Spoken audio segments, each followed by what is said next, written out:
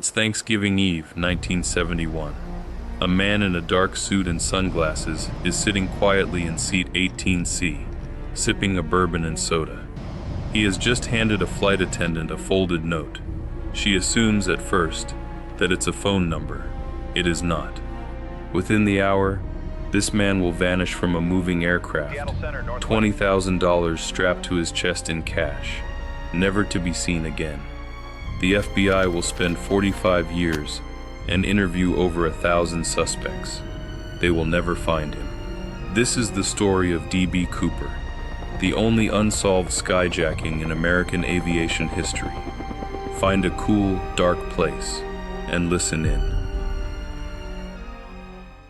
He gave his name as Dan Cooper. Nobody working the counter at Portland International Airport that afternoon thought twice about him. This was 1971, before metal detectors, before ID checks, before anyone imagined that boarding a plane could end in anything but landing. He paid $18.52 in cash for a one-way ticket to Seattle. He wore a business suit, a black tie, a white shirt, and sunglasses despite the gray November sky outside.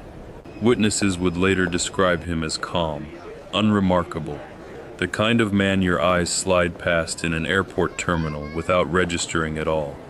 He boarded Northwest Orient Flight 305, took his seat, and waited.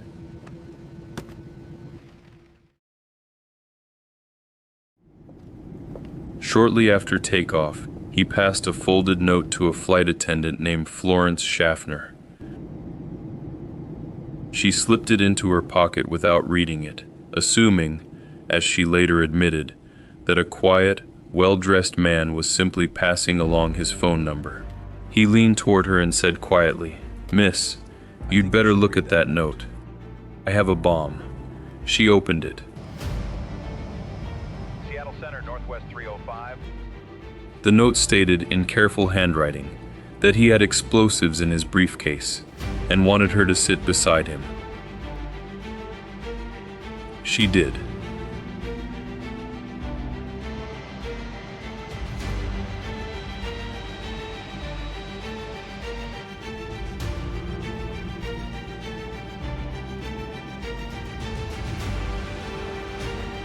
He opened the briefcase just enough to reveal a tangle of wires and red cylindrical shapes.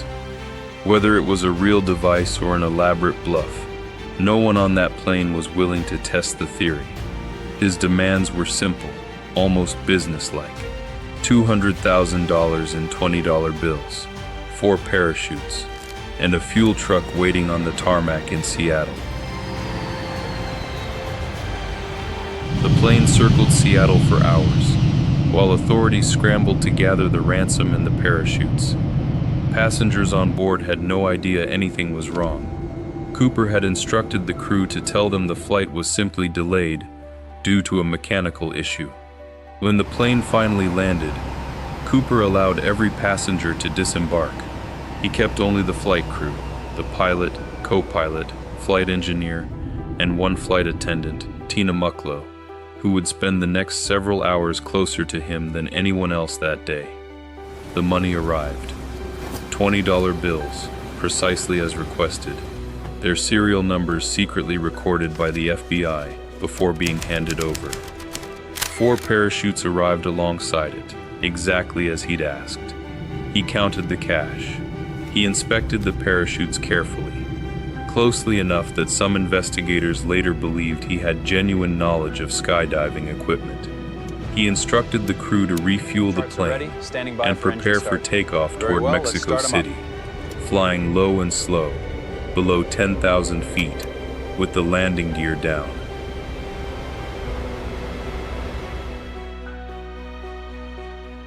Somewhere over the dense, rain-soaked forest of southwestern Washington, Cooper ordered the remaining crew into the cockpit and told them to stay there, no matter what they heard. At approximately 8:13 in the evening, a warning light on the cockpit panel flickered. The rear stairway of the aircraft, built into the tail of the plane, had been lowered mid-flight. Then, nothing. When the plane landed, and investigators finally entered the cabin, Cooper was gone. His seat was empty. 2 of the 4 parachutes were missing. So was the money. He had strapped the cash to his body, opened the rear stairway of a Boeing 727 traveling roughly 200 miles per hour, and jumped into a freezing, storm-battered night sky, wearing nothing but a business suit, a raincoat, and loafers. No one has ever definitively proven what happened to him next. What followed was one of the largest manhunts in FBI history. Teams combed the forests near the town of Ariel, Washington, where investigators believed he most likely landed. Based on the plane's speed, altitude, and the moment the stairway had lowered, they found nothing. No parachute, no body. No trace of a man who had, by all evidence, simply stepped out of a moving aircraft and disappeared into the dark. For years, the case remained open, its file growing thicker with theories, false confessions, and dead ends. Investigators considered, and eventually ruled out, over 1,000 suspects. Then, in 1980, a young boy digging along the banks of the Columbia River found something extraordinary. 3 decaying bundles of cash, still bound in rubber bands, their serial numbers matching the ransom given to Cooper nearly 9 years earlier. It was the first physical evidence connecting Cooper to a specific location since the night he vanished, and yet, it answered almost nothing.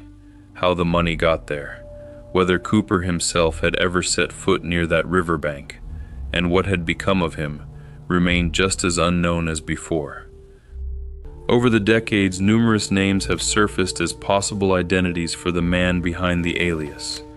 Richard McCoy, a Vietnam veteran, carried out a strikingly similar hijacking just 5 months after Cooper's, using nearly identical methods. He was eventually caught, convicted, and later killed in a shootout after escaping prison. But his physical description didn't match witness accounts of Cooper closely enough to satisfy investigators, and he had a solid alibi placing him elsewhere on Thanksgiving Day. In more recent years, the family of another suspect came forward with a parachute and harness they say had been hidden for decades on their property, reigniting public interest in a case many assumed would never move again. None of these leads have ever produced conclusive proof.